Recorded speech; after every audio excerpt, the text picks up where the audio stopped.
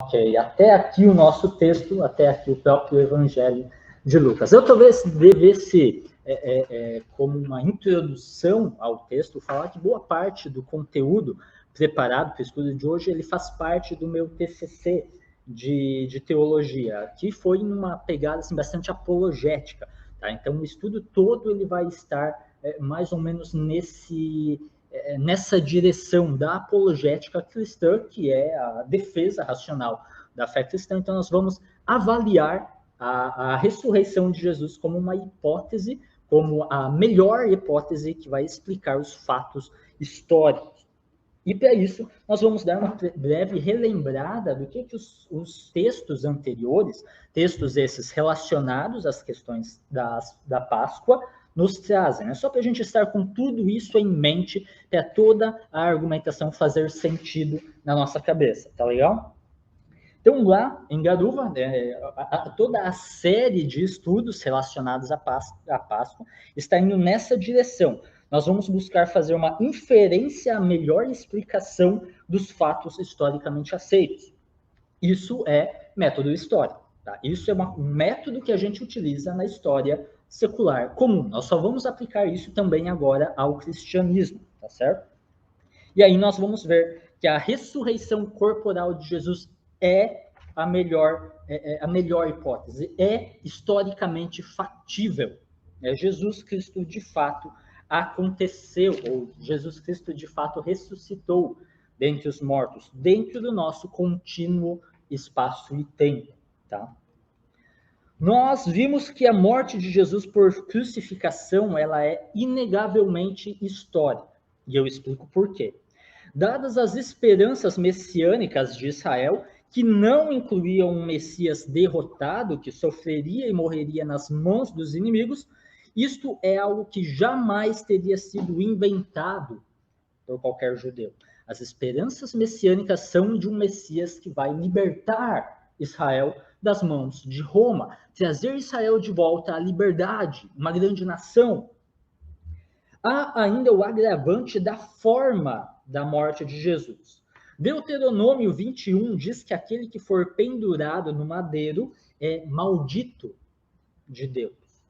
Isso significou uma dificuldade imensa para os cristãos convencerem os judeus de que Jesus era de fato o Messias.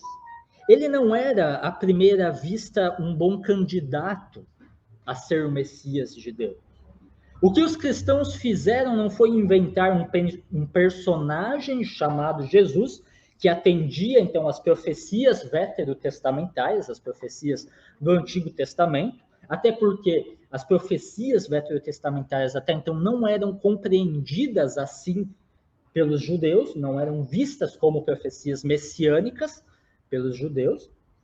O que eles fazem é desenvolver uma diferente compreensão dos textos antigos à luz dos acontecimentos mais recentes e compreender a ideia agora de um Messias sofredor, um Messias que sofre, que é derrotado pelos seus inimigos, que morre, uma ideia que até então os judeus não tinham. Afirmamos com segurança a morte de Jesus por crucificação não é uma invenção, ela é histórica. Também o sepultamento de Jesus não é uma invenção.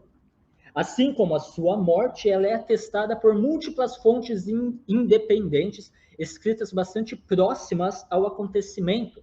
E isso é algo de supra importância para o método histórico. Mas um dos fatos que mais chama a atenção nos relatos do sepultamento é a menção ao nome de um personagem até então desconhecido, José de Arimateia. É um membro do Sinédrio. Lembre-se de que é justamente o Sinédrio quem organiza a trama, prende Jesus, o entrega aos romanos e insiste na crucificação de Jesus. É o Sinédrio. E agora, de repente, temos um homem, membro do Sinédrio, José de Arimateia, que tem a coragem de pedir o corpo de Jesus a Pilatos para sepultá-lo de forma digna. Então, dado o ressentimento dos primeiros cristãos para com o Sinédrio, eles jamais inventariam alguém justamente daquele grupo tendo a coragem de solicitar o corpo de Jesus a fim de dar a ele um sepultamento digno. Especialmente quando os discípulos próximos foram covardes e fugiram diante dos acontecimentos da crucificação. Outro fato a ser levado em conta a respeito da menção a José de Arimateia é que, como membro do Sinédrio, ele é uma figura conhecida na região. Se fosse nome inventado, ou se ele não tivesse tido qualquer participação no sepultamento de Jesus, então o seu envolvimento teria sido negado pelo próprio Sinédrio. Eles próprios já desmentiriam essa informação assim que ela começasse a ser espalhada. Assim, como diz o nosso credo apostólico, Jesus foi crucificado, morto e sepultado. Todos esses fatos são inegavelmente históricos. Felizmente, essa não é toda a história. Seu túmulo foi encontrado vazio no domingo após a sua morte por um grupo de mulheres, seguidoras suas. Mas um fato histórico que não pode ser uma invenção, e os motivos são vários. Não vamos nos estender tanto nos detalhes para nós não nos alongarmos tanto no tempo aqui no estudo, já que isso aqui é apenas um relembrar dos fatos, uma retrospectiva dos acontecimentos. Mas podemos mencionar brevemente ao menos 3 razões pelas quais sabemos que o sepulcro realmente foi encontrado vazio. O primeiro deles é que todas as fontes que são independentes atestam que o túmulo foi encontrado por mulheres. Se nós pensamos no contexto histórico que estamos tratando, o testemunho de mulheres não era válido na cultura de então, né, do primeiro século. O testemunho delas não era aceito em um tribunal. Portanto, se o sepulcro vazio fosse uma invenção, os discípulos teriam sido as primeiras testemunhas, a fim de transparecer uma maior confiabilidade para aqueles que ouviram o anúncio na ocasião. Ouviram esse anúncio pela primeira vez. Se eu quero inventar um relato de alguém que encontra o túmulo vazio e eu quero convencer as pessoas que são os meus primeiros ouvintes, eu não colocaria, então, estando no contexto de Israel, do primeiro século, eu não colocaria como as primeiras testemunhas sendo mulheres. É um fato importante a ser levado em conta. Segundo, a própria anunciação do cristianismo, seu tímido início, dependeu totalmente da evidência, da existência de um túmulo vazio. Eu pergunto para vocês. De repente, eu passo a anunciar uma nova religião. A religião do cachorro-quente que cai do céu. Essa é a minha nova religião. E eu afirmo que eu estou dando início a essa religião porque os cachorros quentes caem do céu lá na minha casa, que é agora a meca dessa nova religião. O que vocês fariam diante dessa minha afirmação? O que vocês fariam? Eu estou afirmando, cai cachorro quente do céu lá na minha casa, e essa é a minha nova religião. O que vocês fazem? Isso. Quero ver. Eu vou lá verificar. E é isso que nós temos no Evangelho. É isso que nós temos num primeiro momento, nesse cristianismo incipiente. Toda a anunciação do cristianismo depende do anúncio de que Cristo ressuscitou. E, portanto, o túmulo está vazio. Mas o túmulo é um lugar físico que pode ser verificado. E as pessoas, de fato, faziam o que os discípulos fizeram perante o anúncio das mulheres? Correram até lá verificar. E isso todas as pessoas poderiam fazer. Ou seja, se o túmulo de Jesus não está vazio, o cristianismo teria acabado logo ali. Se o cristianismo persistiu, sobreviveu e persiste até hoje, é porque o túmulo de Cristo estava efetivamente vazio. Tá certo? Na sequência, então, vamos ao terceiro aspecto pelo qual nós sabemos que o sepulcro realmente estava vazio. A primeira disputa que nós temos registrada, a alegação dos judeus de que os discípulos haviam roubado o corpo de Jesus, pressupõe o túmulo vazio. Nunca houve um debate no primeiro século sobre o corpo estar ou não estar na sepultura, ou sobre sequer ter uma sepultura, haver uma sepultura. né, há acadêmicos modernos que vão afirmar que Jesus foi tirado da cruz e enterrado numa vala qualquer. Há quem defenda essas possibilidades. Mas esse debate não ocorre no primeiro século. No primeiro século, o que acontece? A discussão sempre gira em torno do motivo pelo qual a sepultura está vazia. E isso é evidência da mais alta qualidade, porque vem dos próprios inimigos da fé cristã, aqueles que querem acabar com o cristianismo ali iniciante, né, que está nascendo como uma pequena seita judaica. Portanto, temos também a atestação de que, embora Jesus tenha morrido e sido sepultado, o seu túmulo foi encontrado vazio após a sua morte. Depois de tudo isso, ainda temos registros independentes das aparições de Jesus vivo após a sua morte. Um desses relatos é encontrado em 1 Coríntios 15 e remete a uma tradição realmente muito antiga. Vos entreguei aquilo que eu recebi, diz o apóstolo Paulo. A antiguidade da tradição pode ser notada pelo aramaísmo de se mencionar o nome Cefas, ao invés de Pedro. Cefas é o nome aramaico para Pedro. Tá? Ou seja, não há tempo hábil o suficiente para o surgimento de uma lenda a respeito das aparições de Jesus. Paulo ainda afirma que Jesus apareceu a mais de 500 pessoas ao mesmo tempo, dos quais muitas ainda vivem, falava assim o apóstolo. O motivo pelo qual Paulo faz essa afirmação é que ele está convidando os seus primeiros leitores a verificar diretamente com as testemunhas oculares das aparições. N.T. Wright coloca na seguinte maneira: eles poderiam ser interrogados e apresentar os seus próprios relatos sobre o que viram e sabiam. A tendência global do parágrafo tem a ver com provas, com testemunhas sendo convocadas sobre algo que efetivamente poderiam e dariam confirmação. Se o que Paulo escreve não fosse verdadeiro, poderia ter sido desacreditado por seus leitores no mesmo instante. Mas eles não o fazem. Também a sinceridade dos discípulos e a sua disposição em darem a sua vida por sua fé deve ser mencionadas. Homens não morrem pelo que sabem ser uma mentira.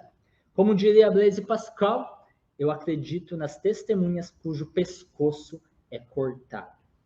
Essas testemunhas são dignas de confiança. Assim, podemos ter plena confiança, acima de qualquer dúvida razoável, que Jesus foi crucificado e morto, foi sepultado, seu túmulo foi encontrado vazio e seus seguidores acreditaram sinceramente terem tido experiências da aparição de Jesus vivo após a sua morte. Até aqui, faz sentido a argumentação toda na cabeça de vocês? Vocês conseguem acompanhar esse raciocínio todo? Agora segura um pouco, Gesiel. Vamos esperar, porque a tua pergunta é para quem está aqui, é para quem está de casa. Quem está de casa, eu gostaria que reagisse também, né? Quem está ao vivo, obviamente, você que acompanha em outro horário, vai refletir junto, né? Mas não vai poder interagir conosco nesse momento. E aí quem está de casa demora um pouquinho para poder reagir. Mas começamos com o pessoal daqui. A tua pergunta é se faz sentido toda essa argumentação, porque você levanta dos vários momentos centrais ali, em torno da Páscoa, argumentos que são evidências para entendermos que é fato histórico. Isso. Né? O que chama talvez a atenção desses argumentos que ele levantou? Talvez poderia fazer essa pergunta também, né? Porque você levanta vários argumentos, é bastante denso o conteúdo que você trouxe. O que disso chama atenção para nós? Parece que está todo mundo bem argumentado, né? Mas a gente está refletindo, né? Alguém quer mencionar algum aspecto? Irmão Nivaldo. Eu sinto, né, que os argumentos históricos, eles confirmam, né, que realmente é verdade, né, que podemos pesquisar. Né? Mas existe também, do meu ponto de vista, além dos argumentos históricos, existem evidências de a gente não poder duvidar disso aqui, que é uma realidade. Tá? Já faz 2000 anos, mas eu nunca não tenho dúvida de que isso aconteceu. Não tenho dúvida. Por quê? Acho que o Espírito do Senhor mostrou, né? Agora, convencer um colega que não tem essa unção ainda, que foi uma das razões porque Jesus apareceu durante os 40 dias, talvez a gente comente ainda, por que ele estava ainda entre os discípulos, buscou os discípulos, né? Porque eles não tinham entendimento.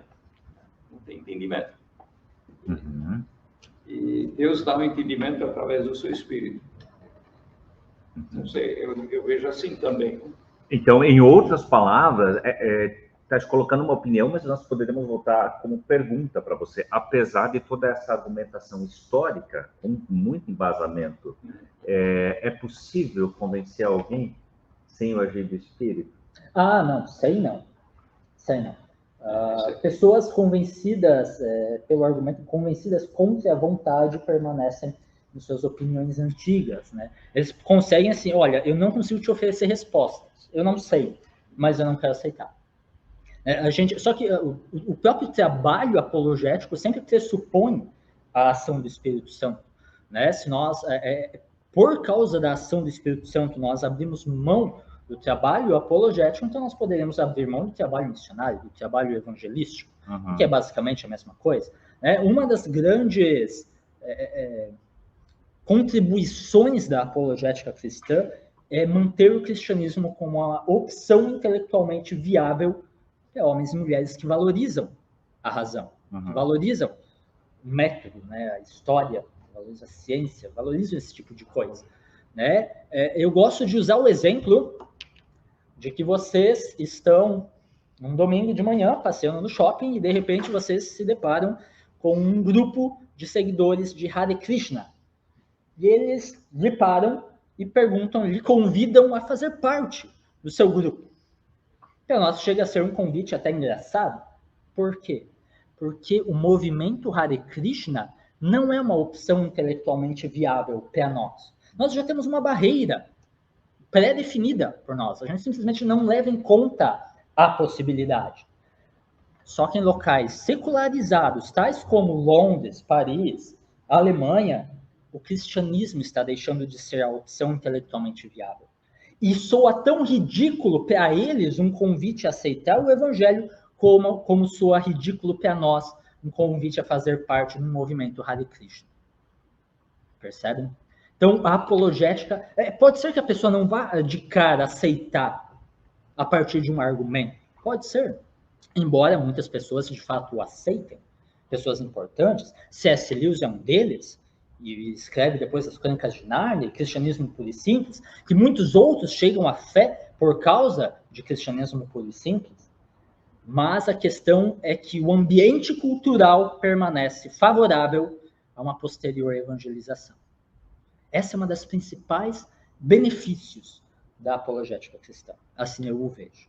E a gente nunca busca, assim, nunca é parte do pressuposto de que sozinho nós vamos fazer alguma coisa. Não, sempre partindo do pressuposto da ação do Espírito Santo. Ele usa da apologética. É uma ferramenta. Sim. Eu vou acrescentar aqui o que nós temos de pessoas que estão acompanhando. A Leila, lá de Formigueiro, coloca que a argumentação para ela faz sentido. Legal, Leila? E também a Débora, lá do Santo Antônio, se uma é lá de Formigueiro, outra aqui de Santo Antônio.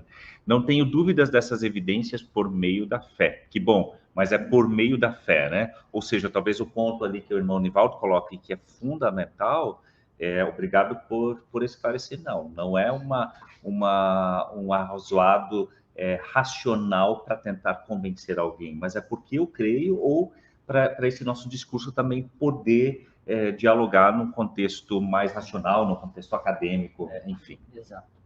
O Fernando pediu a palavra. Por favor, Fernando.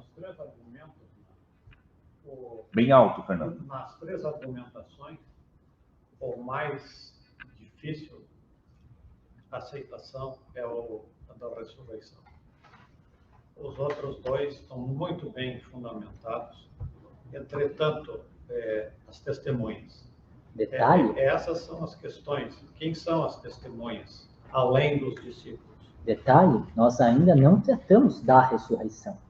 Nós tratamos que Jesus morreu, que ele foi sepultado, que o túmulo estava vazio por alguma coisa e que as pessoas acreditaram ter tido experiências. A gente nem chegou se ele realmente ressuscitou ou não.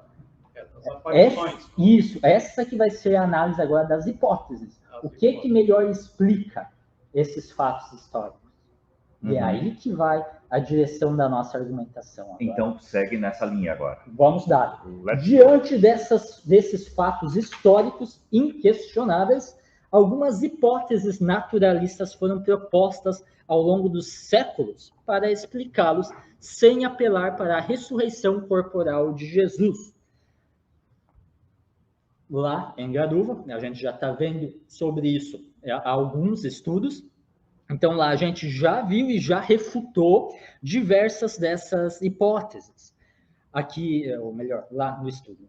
Vimos que todas elas falham em explicar algum aspecto das evidências disponíveis. Temos a teoria do roubo. Os discípulos roubaram e mentiram sobre as aparições, e essa é a primeira hipótese proposta pelos próprios judeus de então. É a primeira teoria proposta e primeira hipótese posta pelos próprios judeus. Não, os discípulos roubaram, é por isso que o túmulo está vazio, e eles estão mentindo a respeito de tudo. Tá? Uma hipótese. Até se colocou guarda por causa disso, né? Com medo do roubo. Essa tese era pré-morte. Temos a teoria do desmaio. Jesus não teria realmente morrido na cruz, e ao acordar convenceu a todos de que ele havia ressuscitado. Temos a teoria do túmulo errado. As mulheres teriam ido ao túmulo errado e, uma vez que não havia ninguém lá, se convenceram de que Jesus havia ressuscitado. Há a teoria de que é o túmulo certo, mas eles já tinham tirado o corpo de Jesus e colocado em algum outro lugar, enterrado numa vala comum, e, de novo, o túmulo está vazio, elas se convenceram da ressurreição de Jesus. Todas elas, entretanto, falham em explicar algum aspecto das evidências que nós temos. Todas elas falham em algum aspecto. Pergunto a vocês já ouviram alguma dessas teorias, dessas hipóteses levantadas? Os filhos de vocês já questionaram sobre essas possibilidades? Não? De vez em quando, eu preparo algumas mensagens direcionadas aos jovens, lá em Garuva, geralmente com um viés bastante nesse aspecto de apologética. Inclusive aqui na juventude da Melk Joinville, eu também já trouxe. E numa das preparações para fazer, eu pesquisei a respeito do livro chamado Deus em Delírio, do biólogo ateu de Oxford, Richard Dawkins. Ele estava entre os 150 livros mais vendidos aqui no Brasil. É um conteúdo intelectual que está sendo disseminado e está chegando às mãos dos jovens. No contexto universitário. Exato. Então, são desafios que a igreja não pode dar um passo para trás. Ela tem que se colocar firme e impor a sua resposta, mostrar que não, eu tenho aqui argumentação suficiente para debater de igual para igual pessoas como Richard Dawkins. Tá certo? Senão parece que a igreja simplesmente ela vai se encolhendo com medo desses argumentos propostos, teorias como essas propostas por acadêmicos, por ateus, e deixa os jovens completamente sem respostas. Talvez só um parênteses, né? Para quem não conhece esse autor, ele não é só um ateu, ele é um ativista do ateísmo, né? Criou-se um movimento para quase como uma religião, né? Com a bandeira do ateísmo. Hoje, nós vamos dar mais foco, mais atenção a uma outra hipótese. Uma hipótese que, num primeiro momento, até mesmo os discípulos acreditaram e acusaram as mulheres, as primeiras testemunhas da ressurreição. Nós vimos no verso 11 do nosso capítulo de agora, as palavras delas, as testemunhas da ressurreição, lhes pareciam um delírio. Faz até um link com Richard Dawkins, né? Com o título do livro. Ele estaria orgulhoso dos discípulos de Jesus. Um delírio. Vamos tratar da teoria das alucinações. Será que os discípulos estavam alucinando quando viram a Jesus? Essas aparições de Jesus são alucinações? Busca explicar as aparições de Jesus após a sua morte e a sinceridade dos primeiros seguidores de Jesus. Bem, como já vimos, as aparições de Jesus são atestadas em múltiplas fontes independentes. Temos as aparições às mulheres que foram preparar o corpo, tivemos a aparição aos discípulos que estavam indo para Emaús, nosso texto passado, né? No texto, isso, passado, né? Está escrito aqui também. E agora, quando eles voltam a fim de contar aos apóstolos sobre a sua aparição de Jesus, ele próprio lhes aparece dentro da casa. O texto paralelo do Evangelho de João nos informa que as portas estavam trancadas e de que os discípulos estavam com medo dos judeus. Vemos aqui que o corpo ressurreto de Jesus, que transcende os limites físicos os quais os nossos próprios corpos estão limitados, porque é um novo corpo ressurreto. A reação dos discípulos, para variar, é de ceticismo. Eles não entendem a possibilidade da ressurreição corporal de Jesus. Para eles, o que está diante de seus olhos é um espírito, um fantasma, e alguns críticos modernos diriam um delírio. É importantíssimo nós observarmos a atitude de Jesus nessa aparição. Primeiramente, notamos que Jesus não aparece acusando-os. E esse é um fato interessante do nosso texto. Ele não está ressentido do abandono dos seus seguidores. Antes, ele lhes deseja a paz. J.C. Ryle, um importante teólogo no qual eu me baseio aqui, ele comenta que tais palavras foram dirigidas aos 11 discípulos. Na verdade, não é bem isso, né? Porque a gente sabe que é mais. Pelo menos os 2 que estavam para Emaús também estavam lá. Tomé não está presente. Mas, enfim, tá bom. Os 11, né? Tá, vamos, eu preciso colocar porque é uma citação literal, né? Então... Não vamos discutir a matemática dele, né? Tá. Entendo que era uma denominação. Isso, exato. Isso, é o apelido ali, né, para o grupo. Certo. Que 3 dias antes haviam abandonado vergonhosamente o seu Senhor.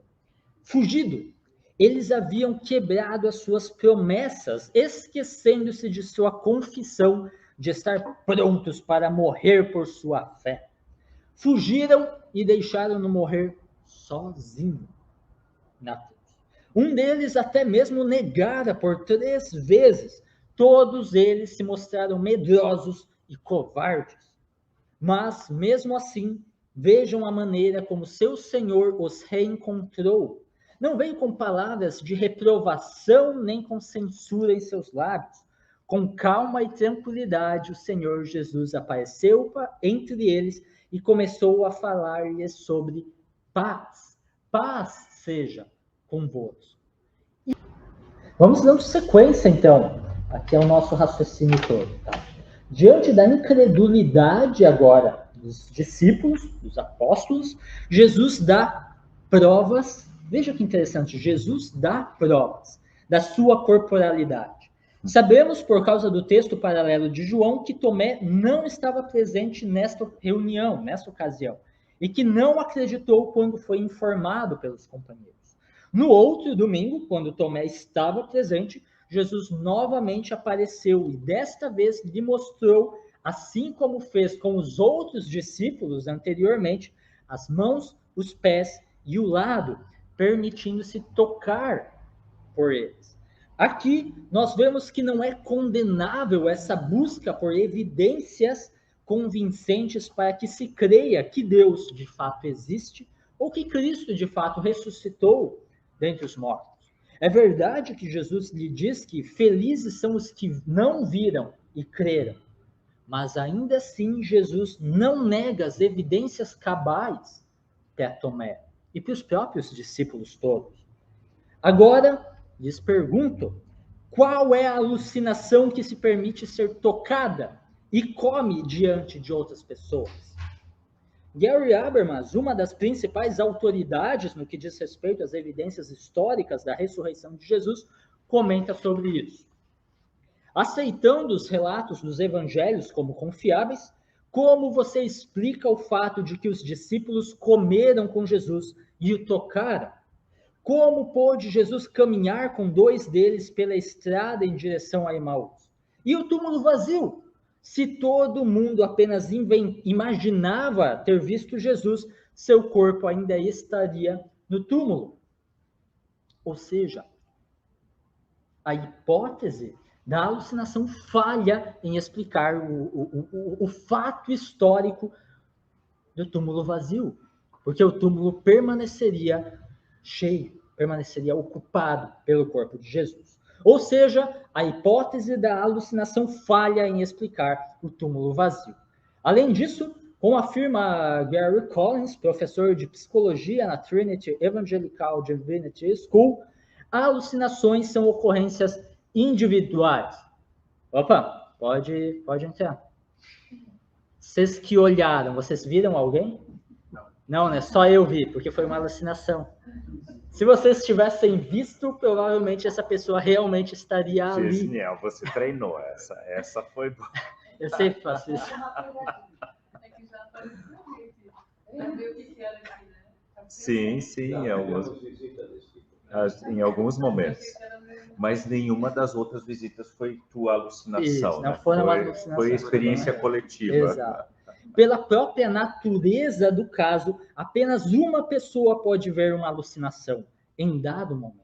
Alucinações não são algo que possa ser visto em um grupo de pessoas. Também não é possível que alguém induza outra pessoa a ter uma alucinação. E como uma alucinação só existe nesse sentido subjetivo, pessoal, é óbvio que outros não podem testemunhá-la. Assim, fica também descartada a hipótese da alucinação. Fato é que a ressurreição corporal de Jesus dentre os mortos permanece sendo a melhor explicação dos fatos aceitos. O túmulo estava vazio e os discípulos sinceramente acreditaram ter tido experiências com o Jesus ressurreto, porque eles simplesmente estavam corretos. Jesus efetivamente ressuscitou e apareceu a eles. Como Hernandes Dias Lopes muito bem coloca, o cristianismo não se fundamenta em sonhos de mentes transtornadas, nem em visões de olhos cerrados, mas na realidade histórica daquele que enfrentou a morte, lutou contra ela, venceu-a e ressuscitou. O cristianismo se baseia em fatos históricos, verificáveis pelos métodos históricos.